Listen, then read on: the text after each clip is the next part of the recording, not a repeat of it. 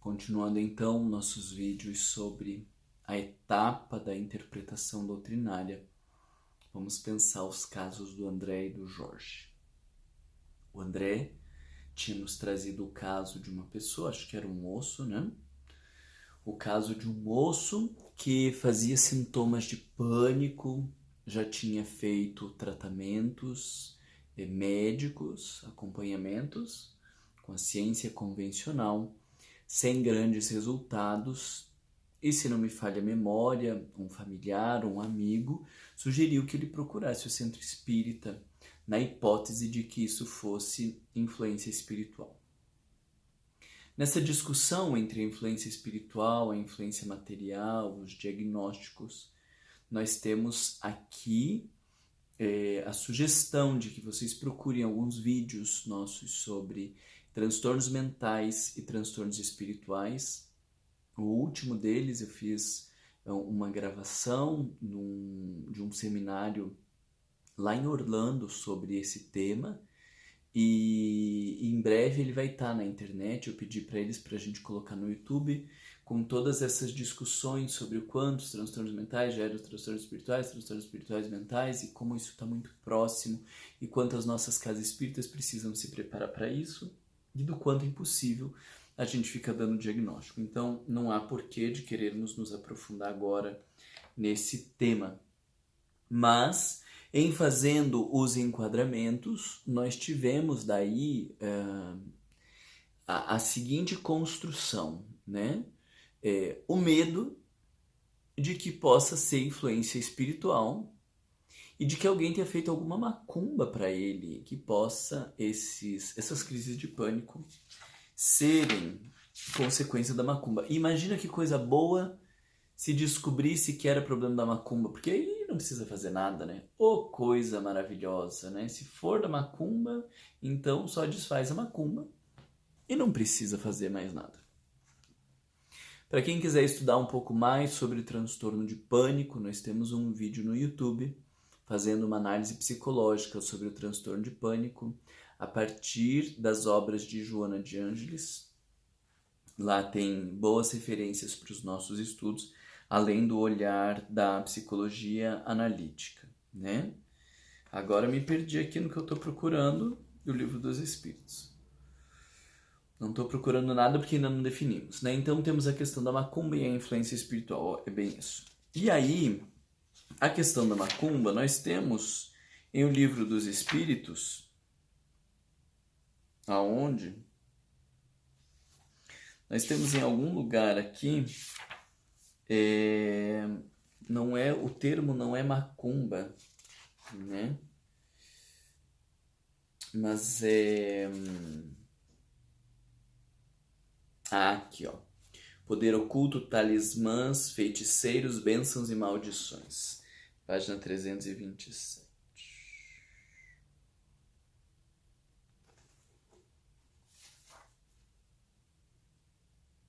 Olha que maravilha, né? Já estava aqui sinalizadinho.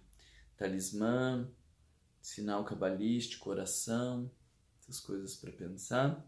E aqui a sinalização da questão importante, 551. Pode um homem mau, com auxílio de um mau espírito que lhe seja dedicado, fazer mal ao seu próximo? E seus trabalhos, essas coisas que a gente fala das macumbas. E a resposta dos espíritos é curta e grossa. Não, ponto e vírgula. Deus não permitiria. Senão nós estaríamos na mão de qualquer um. Deus não permitiria. Então eles vão falar sobre essa coisa dos feitiços, das formas, dos talismãs, o dom de curar, os espíritos que influenciam, tudo mais. E talvez o que também fosse importante de trazer para esse caso, ele está no próximo item, bênçãos e maldições, questão 557, aonde, deixa eu ver se tem mais para frente, não, é só isso mesmo, bênçãos e maldições, é o menor item que nós temos no Livro dos Espíritos, nunca tinha me atentado para isso, é um item com uma questão só. A bênção e a maldição podem atrair o bem e o mal para aqueles sobre os quais são lançadas? E a resposta dos espíritos: Deus não escuta uma maldição injusta, e aquele que a pronuncia é culpado aos seus olhos. Como temos os dois gênios opostos, o bem e o mal, é possível que a maldição exerça uma influência momentânea, até mesmo sobre a matéria. Contudo, essa influência só se verifica pela vontade de Deus e com acréscimo de provação para aquele que a sofre. Aliás, é mais comum serem amaldiçoados os maus e abençoados os bons. A bênção e a maldição jamais poderão desviar a providência do caminho da justiça. Ela só fere o maldito se ele for mau e só cobre com sua proteção aquele que a merece. Para nós espíritas, talvez essas coisas já sejam claras ou meio óbvias, né? Então, precisamos conversar com calma. A minha sugestão é sempre, quando nós lemos um texto como este, perguntar para o atendido: o que você entendeu? Alguns até já pedem assim: deixa ler de volta, aí pega o texto, né? Vai ler de volta, se aproximando do Livro dos Espíritos, para que a gente entenda o que ele está pensando e a partir disso a gente possa acrescentar alguns entendimentos. Porque nós estamos falando de uma filosofia de vida, nós estamos falando de uma nova forma de pensar. Já disse, repito, as pessoas vêm com perspectivas materialistas e nós precisamos apresentar a perspectiva espiritual. Isso é algo que vai se construindo com o tempo, nós também precisamos falar isso para as pessoas. Allan Kardec não propõe perguntas e respostas. Allan Kardec propõe uma filosofia de vida. Leva tempo para nós nos apropriarmos disso. Precisamos de muitos estudos, muito além do estudo que o Centro Espírita oferece semanalmente. Nós precisamos do estudo individual, de nos debruçarmos sobre as questões, sobre as obras. Eu visualizo o Centro Espírita como um espaço de convergência. Nós convencemos as pessoas a estudarem, nós mostramos como estudar, nós discutimos os métodos de estudos, os livros, as hierarquias dentro da literatura espírita. E aí as pessoas vão estudar e a partir dos seus estudos pessoais elas se encontram no Centro Espírita para debater, para trocar, para acrescentar, para ampliar suas reflexões. Mas não como aula, né? Não como alguém que venha querer me ensinar. Porque, já dizia há muito tempo Paulo Freire, né? Ninguém ensina ninguém. Nós somos despertadores de um processo, nós oferecemos recursos para um percurso, mas as pessoas, elas se educam, né? Então, com essas questões, nós podemos transitar por mais alguma coisa aqui. Com essas questões, nós deixamos claro que se o indivíduo está sofrendo, não há como responsabilizar como maldição, não há como tentar responsabilizar um homem mau por esse tipo de ação, porque tudo está dentro da lei de Deus. Talvez o que a gente possa fazer nesse caso é falar a respeito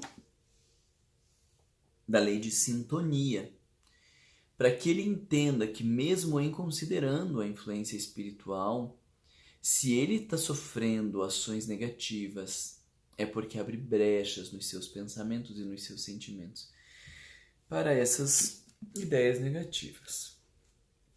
Já tenho decorado, né? Livro dos Espíritos, segunda parte, capítulo 9, Intervenção dos Espíritos na nossa vida. Quer ver? Intervenção dos Espíritos no mundo corporal, né? Não é na nossa vida. E aí temos aqui penetração dos espíritos em nosso pensamento, influência dos espíritos, página 292. Aqui nós sugerimos também as leituras, não vamos ficar só nas questões pontuais, né? Penetração dos espíritos no nosso pensamento, se eles veem o que fazemos, se eles conhecem os nossos pensamentos, se influenciam nos nossos pensamentos e atos, né? Aquela grande questão, muito mais do que imagineis. Como distinguir o que é nosso dos outros? Desculpa, já falei que aqui tá tarde, que eu tô com sono, né?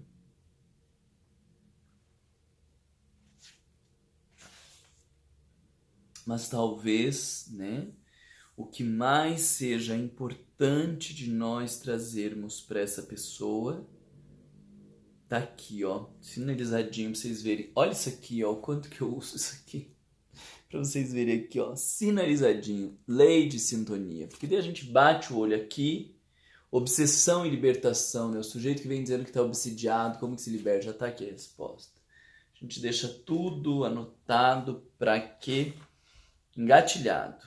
Para que na hora que vem a pessoa, nós já, né? Olha nos possessos aqui, já tá a anotaçãozinha aqui. Usar também questão 747. E aí o que eu estava falando para vocês está aqui na 467, lei de sintonia. Pergunta que Kardec faz é: pode o homem libertar-se da influência dos espíritos que o impõem ao mal? Então nós diríamos para o senhor, mesmo partindo da premissa de que você esteja sobre influências espirituais, a nossa grande questão é, independente de transtornos mentais ou de influências espirituais, a conduta é a mesma. Isso eu acho mais legal de falar. Independente de se isso é um transtorno mental, se isso é uma influência espiritual, a conduta é a mesma. Precisa fazer acompanhamento especializado, mesmo que não tenha resposta, mesmo que não esteja indo bem, procura outro profissional, porque precisa de acompanhamento especializado. Nós estamos falando de um corpo, precisa do cuidado do corpo, estamos falando da mente, precisa do cuidado da mente, estamos falando de um espírito, precisa do cuidado do espírito. Tudo isso caminha junto. O homem integral, corpo espiritual, corpo físico, corpo espiritual e espírito precisa destes todos esses cuidados. Mas qual é a resposta que os espíritos dão? Allan Kardec: pode o homem libertar-se da influência dos espíritos que o impelem? Sim, visto que tais espíritos só se apegam aos que os chamam por seus desejos e os atraem por seus pensamentos. Então, nós estamos falando aqui da lei de sintonia. Nós precisamos cuidar mais dos nossos pensamentos. E isso é a mesma ação para o sujeito que começa a fazer crise de pânico, para o sujeito que está num processo obsessivo, numa mediunidade desequilibrada. Interromper aquele circuito de medo, né, de descrença, de preocupação com a morte, fortalecendo em si a confiança em Deus, fortalecendo em si a ideia de que os espíritos estão ao nosso lado, que nos cuidam, que querem o nosso bem, né? Falamos sempre na psicologia do recurso da respiração para tentar acalmar aquela sequência de pensamentos um por cima do outro. Eu vou morrer, algo de ruim vai me acontecer, então ele entra numa sintonia negativa. Independente de sob influência espiritual ou por conta da influência dos seus próprios conteúdos do inconsciente, o percurso é o mesmo, é nessa hora interromper a crise, parar, conseguir sair daquele momento, respirar. E aí vemos que os desejos maus e os pensamentos maus é que fazem a brecha, o que, diríamos assim, autoriza a influência dos espíritos, né? Então, explicar sobre a lei de sintonia, né? Anotei aqui. Por que Deus permite que os espíritos nos incitem ao mal, né? 466. E aí eu tô vendo só a minha anotação que tá aqui atrás. Nós é que decidimos, né? Então, existe a influência dos espíritos. É assim que Deus deixa a nossa consciência a escolha do caminho que devemos seguir, a liberdade de ceder ou não a uma ou outra influência contrária que se exerce sobre nós. Então, nós vamos transitar com essa pessoa sobre essas questões, talvez ele traga outras questões. Deixei aqui anotadinho, ó, o processo de desobsessão, ele está em especial entre as questões 475 e 480, né? Sempre sacudir o jugo, falando da vontade firme, daquele que precisa a pureza de coração, que não existem fórmulas de exercício, não resolvem, e que precisamos ter paciência, né? Cansar-lhes a paciência, não dar nenhuma importância às suas sugestões e mostrar que estão perdendo seu tempo. Então, nós precisamos ter paciência para convencer os espíritos que estão tentando nos prejudicar.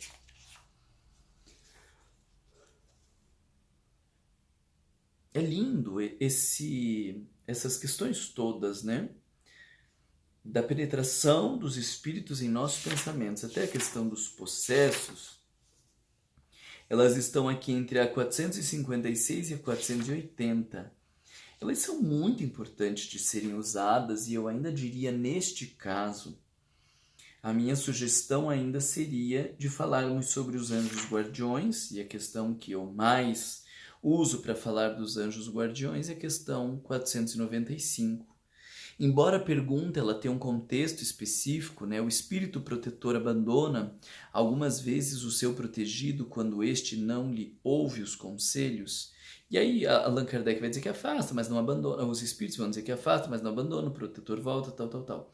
Mas o texto que Allan Kardec organiza ali, fazendo uma síntese das colocações de São Luís e de Santo Agostinho, é lindíssimo. Falando que os espíritos protetores são espíritos superiores, que estão sempre ao nosso lado para nos aconselhar, para nos amparar, que nós devemos vê-los como melhores amigos, que são verdadeiramente elevados, que nos acompanham mesmo estando a milhões de léguas, que são comparados a um pai que vela por um filho, que a gente deve sempre procurar estar em relação com eles, né? Independente de transtorno mental, de influência espiritual, a orientação é a mesma, se conectar com os bons espíritos, falar dos nossos mentores, fortalecer esse sentimento. Olha que coisa boa, porque independente de se ele esteja fazendo uma crise de pânico pelos conteúdos do inconsciente que estão emergindo, ou pela interferência espiritual que ele viva, buscar contato com seu mentor espiritual é o caminho, é necessário. E aí nós precisamos devagar um pouco, né? Devagar não sei se é pejorativo, mas transitar por essas questões e convencer esta pessoa de que ele precisa cuidar mais dos seus pensamentos e sintonizar mais com seu mentor espiritual.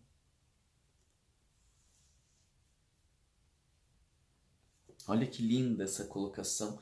Eu anotei aqui grilhões partidos, eu faço isso aqui, ó, deixo como sugestão para vocês. Eu vou pegando nas obras de André Luiz, nas obras de Kardec mesmo, nas obras de Manuel Flamengo de Miranda, e quando eu vejo uma questão que é pertinente ao que nós temos aqui no Livro dos Espíritos, eu já vou anotando. Então aqui, ó, nessa questão 495, para vocês terem noção, eu anotei, essa mensagem está na Revista Espírita, janeiro de 1859, Entre a Terra e o Céu, capítulo 33, e Grilhões Partidos, capítulo 13, sobre subjugação. Ninguém em coisa alguma se encontra relegado a si mesmo, ao esquecimento, à margem. Mecanismos muito bem elaborados atuam em nome da misericórdia de nosso Pai, mesmo quando não solicitadas. E mentes vigilantes observam, auscultam e escutam, atentas, a serviço do bem ilimitado. Isso é extremamente consolador. Né? Este sujeito que está se sentindo abandonado, esse sujeito que está se sentindo sozinho no enfrentamento do seu transtorno mental ou dos seus processos obsessivos, ele precisa consolidar o seu vínculo com o seu mentor espiritual. É lindo, lindo, lindo, lindo, né? Não vemos na terra o pai velar pelo filho, embora esteja longe dele e auxiliá-lo com seus conselhos? Que haverá então de surpreendente em que os espíritos de um mundo ao outro possam guiar os que os tomaram sob sua proteção, uma vez que para eles a distância que separa os mundos é menor do que aqui neste planeta separa os continentes. Lindo, lindo, lindo. Então aqui nós temos orientações importantes sobre a influência dos espíritos na nossa vida. Né? Depois vamos falar dos encaminhamentos, retomar esse caso, já deixando claro que não é um diagnóstico. Ele nos faz a pergunta, são os espíritos que estão me influenciando? E dentro dessa pergunta, nós vamos explicar que eles não têm o poder, né, de nos destruir por via destas maldições, como se fosse um trabalho feito, e vamos explicar sobre a lei de sintonia, que na hipótese de sendo os espíritos influenciando, eles só estão influenciando desse jeito porque nós abrimos as brechas, precisamos cuidar com os nossos pensamentos, com os nossos sentimentos e fortalecer o contato com o nosso mentor. Tudo isso está onde? Aqui no Livro dos Espíritos, de maneira clara.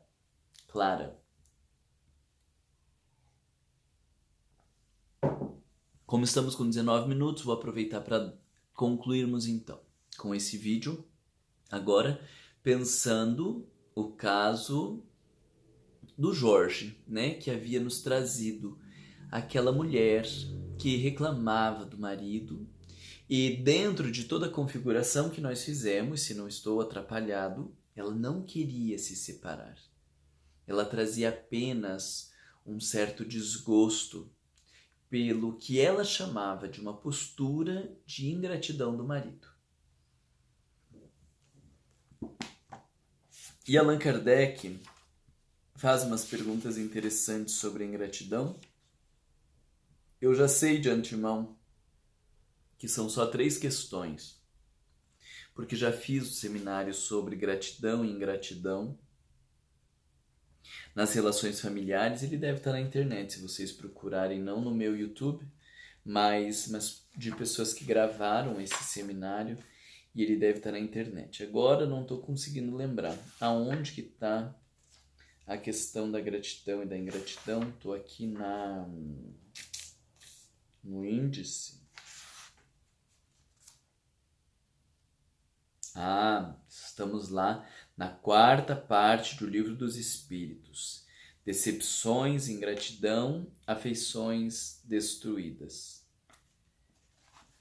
Página 512, aqui no meu Livro dos Espíritos já está se desmanchando, e quando ele se desmanchar, vai ser muito difícil. Olha aqui, quando eu estava falando para vocês das anotações, né? Aqui na questão 934, perda de entes queridos, anotei aqui, filme A Morte de Charlie, né? Para falar de perda de entes queridos. Então eu anoto filme, outros livros, outras referências, né?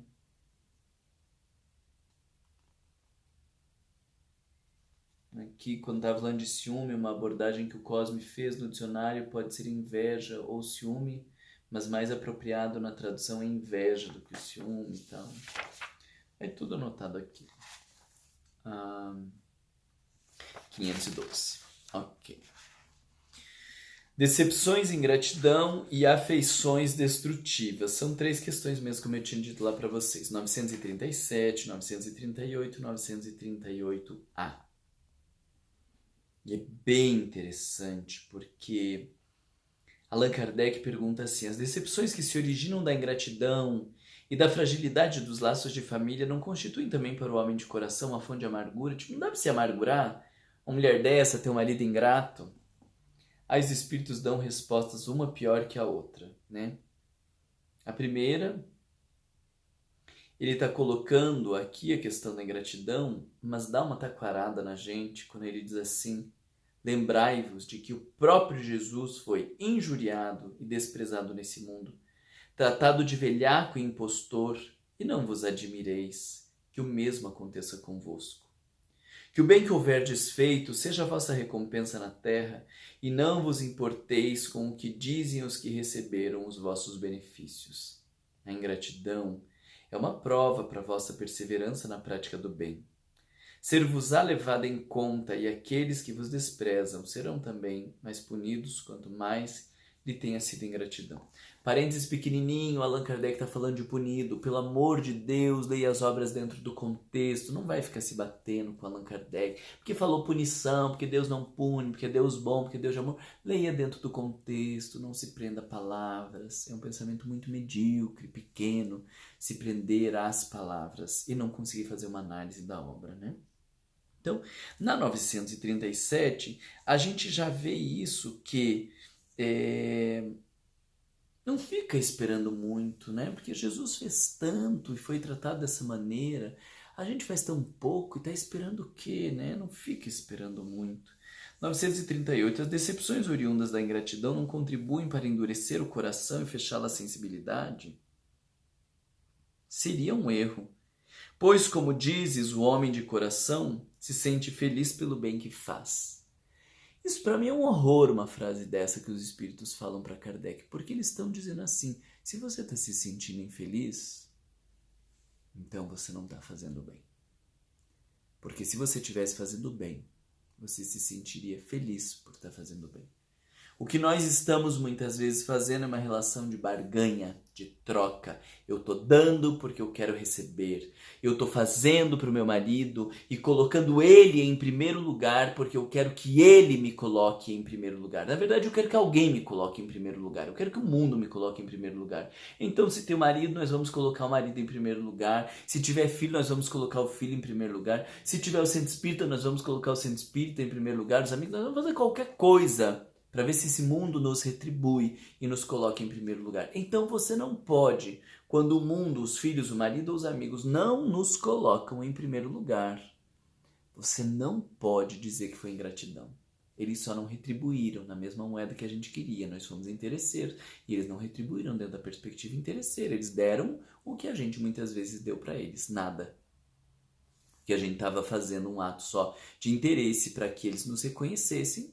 E eles nos devolvem nada, porque nós não demos nada. Nossa, Marlon, que absurdo, mas é verdade.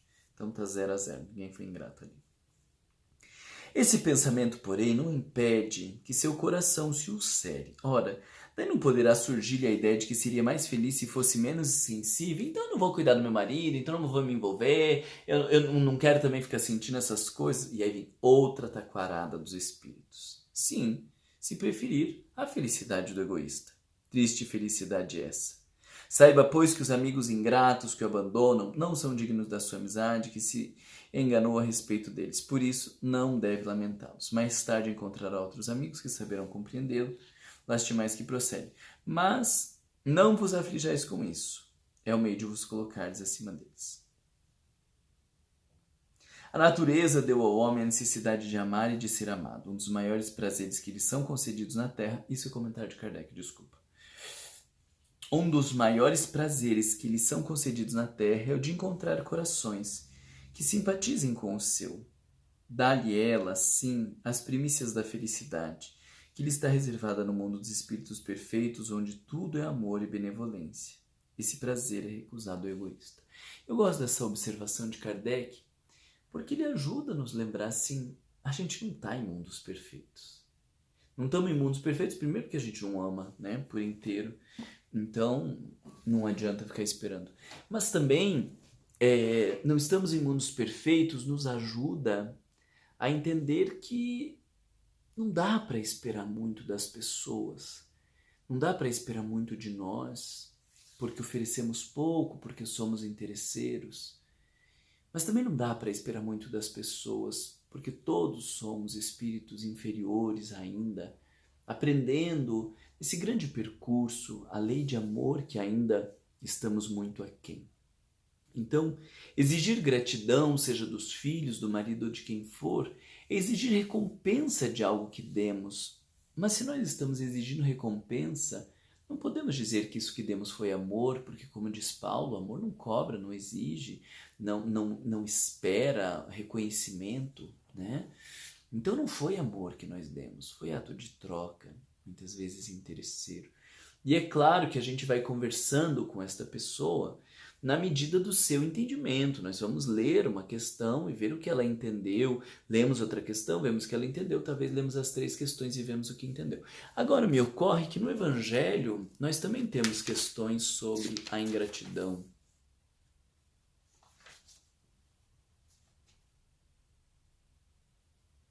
Ah, tá. Na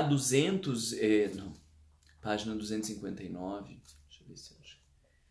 259, nós temos dentro do Honrai vosso pai e vossa mãe, nós temos um texto que é maravilhoso de Santo Agostinho, a ingratidão dos filhos e os laços de família, em Instruções dos Espíritos. Um texto de Santo Agostinho grande, olha só, 1, 2, 3, 4, 5, 6 páginas. É um texto maravilhoso falando sobre a ingratidão, dizendo muitas vezes para os pais, olha, talvez alguém de nós tenha errado, né? Não exige tanto agora. Mas tenho a impressão que há em outro lugar coisas sobre a ingratidão também. Será que Bem-aventurados aflitos? Vamos dar uma olhadinha. Em Bem-aventurados aflitos, aqui estou pensando, a gente também poderia usar esse texto, motivos de resignação, né, para falar para esta pessoa, porque ela está se sentindo injustiçada, né? Então, a própria ideia das causas atuais das aflições é um texto maravilhoso, quando Allan Kardec fala que grande parte dos nossos sofrimentos, eles decorrem das nossas escolhas, né? Das nossas posturas interesseiras, das nossas doenças, decorrem das nossas intemperanças. Então, é um texto muito bonito. Nós também poderíamos usar a instrução dos espíritos bem e mal sofrer. Então tá, você tem certeza que teu marido está sendo ingrato. Como que você vai viver essa experiência? Com amargura, com mágoas, com ressentimentos, e a situação vai piorar? Ou você vai aprender com isso? Né? A felicidade não é desse mundo. Também seria um texto bom que a gente poderia usar. A felicidade não é desse mundo, para falar a respeito de que a gente não tem que ficar esperando muita coisa boa daqui. Talvez na misericórdia, né? Porque essa mulher daí tá exigindo, né, algo. Vai transformar certamente esse marido no seu inimigo, né? Porque se ele não me reconhece, ele não me valoriza, ela provavelmente vai transformar esse marido no seu inimigo. Talvez, dependendo de para onde caminhasse a conversa, seria importante nós usarmos aqui, ó, bem-aventurados os que são misericordiosos, o sacrifício mais agradável a Deus, a questão da indulgência, né? Se a gente está vendo os defeitos, que a gente dê conta. Poderíamos usar o amor ao próximo como a si mesmo.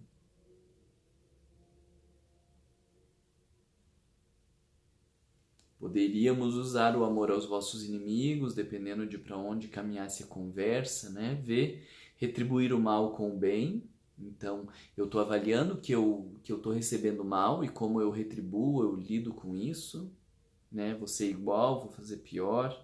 A vingança também está aqui no amor aos inimigos, né? Ah, e olha aqui, ó, talvez era isso. Vamos ver se eu estava procurando.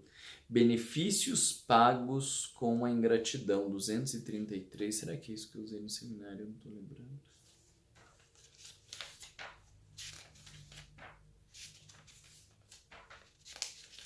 Não saiba a vossa mão esquerda o que dá a vossa mão direita. Meu Deus, onde está isso? Aqui.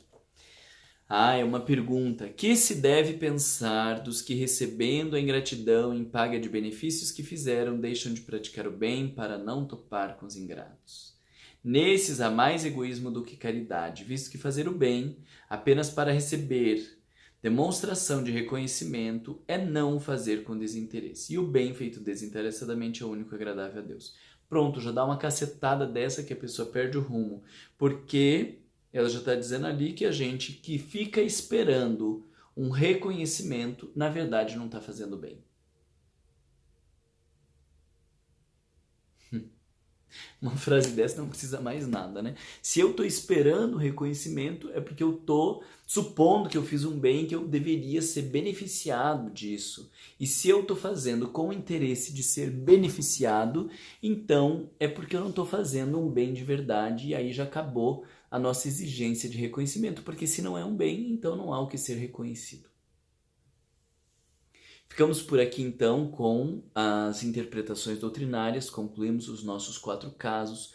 Continuo dizendo que lá no livro nós temos outros casos explicando, fazendo construções com mais clareza. Isso aqui é a tentativa de colocarmos na prática para ajudá-los a pensar sobre os casos e que vocês aí em casa assistindo também elejam seus casos e façam esse mesmo exercício que nós estamos fazendo aqui, as perguntas, por que você procurou a casa espírita, o que você estava esperando e depois que a pessoa vai descrevendo a problemática, o que ela pensa, o que ela sente. A partir do que ela pensa e sente, construímos então o tema doutrinário e aí vamos nos debruçar sobre o livro dos Espíritos, o Evangelho, para extrairmos o tema doutrinário, como nós fizemos com esses 4 casos. Nós tínhamos situações complexas, fizemos análises, extraímos perguntas e dessas perguntas fomos para os temas doutrinários. Eu espero que vocês tenham gostado desse percurso até aqui.